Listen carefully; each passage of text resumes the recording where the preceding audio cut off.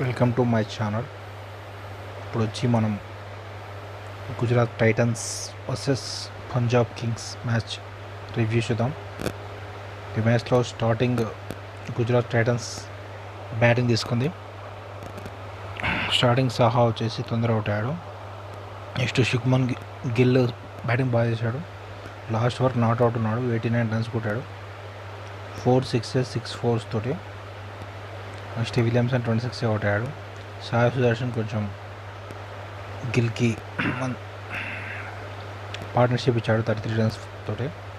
Next లాస్ట్లో లాహుత్ వాటియా 8 balls 23 runs చేసే వరకు 199 కొట్టారు గుజరాత్ టైటన్స్. పంజాబ్కి వచ్చేసి 200 టార్గెట్ ఇచ్చారు. నెక్స్ట్ పంజాబ్ బ్యాటింగ్ దిగినాక స్టార్టింగ్ నుంచి వీళ్ళు బాగానే ఆడుతున్నారు. ఫస్ట్ అయితే శిఖర్ ధవన్ అవుట్ అయ్యాడు. కొద్ది జగన్ కూడా తొందరనే అవుట్ అయ్యాడు 22కి. స్టార్టింగ్లో కొంచెం అయితే మామూలుగా ఆడారు.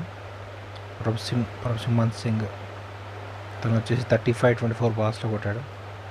శామ్ కరణ్ తొందరనే అవుట్ అయ్యాడు. సికిందర్ రాజా కూడా తొందరనే అవుట్ అయ్యాడు 15 runs.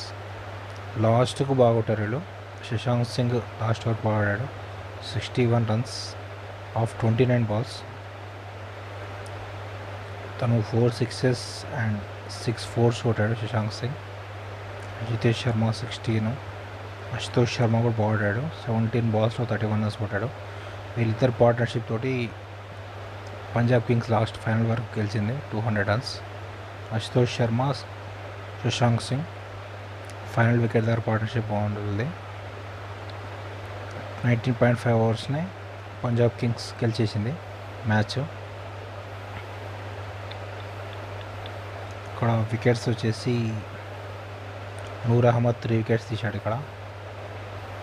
ఇక్కడ వచ్చేసి రబాడా 2 wickets తీశాడు. మిగతా వాళ్ళందరూ ఒక్కొక్క వికెట్ తీసుకున్నారు. Okay, subscribe to my channel to see the cricket match reviews IPL.